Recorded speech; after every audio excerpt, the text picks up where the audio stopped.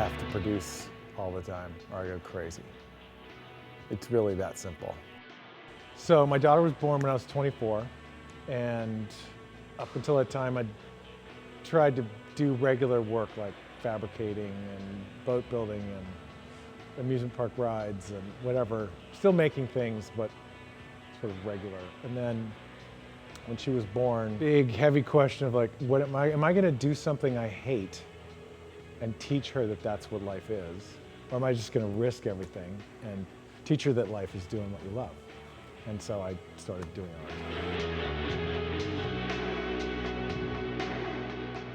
I'm trying to achieve two things with my work. One is to help people to recognize the humanity in women past their physical presence. And the other is to give examples, or to, like, this is the end result of being safe, of feeling safe.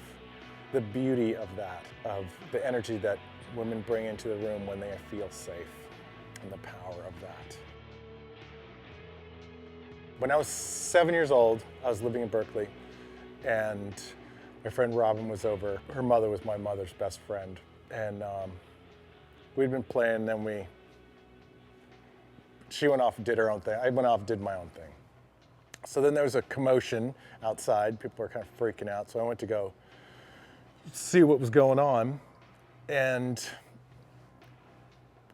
my mother told me that somebody had just grabbed her off the street and raped her.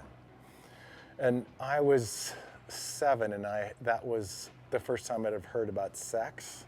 Violence against kids and rape and all that stuff was all mixed in one event in my life. And it just blew my mind. I was just totally shocked by that.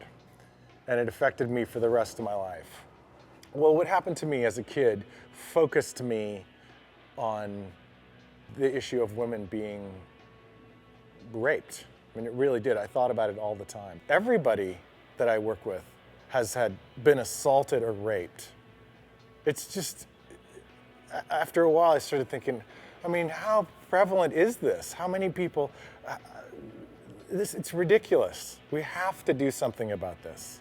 This acceptance of it as a natural event, it's just not reasonable to me. It wasn't reasonable when I was 7, and it's not reasonable to me now.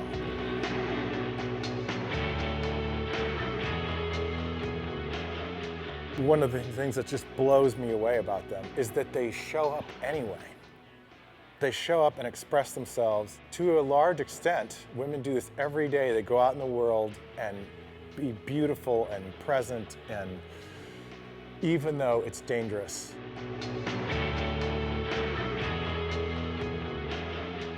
The way I work is to basically hold a safe place for the person to express themselves and just ask them to do whatever they want. I'm doing a 3-part series of giant sculpture. Bliss is the first one, Truth is Beauty is the second one, and Revolution is the third one. Each person I've worked with has said that it changed the way they looked at themselves, and as a whole, they could love themselves, and they ended up loving themselves. That was great to hear, and very much my intent. And my intent is also that people who see the work feel that feeling as well. And this is what these sculptures are for, giant versions of feelings that are expressed by someone who feels safe. Shining some light on this issue does really make a change. Art has changed many things in history, and I hope we can actually make a difference.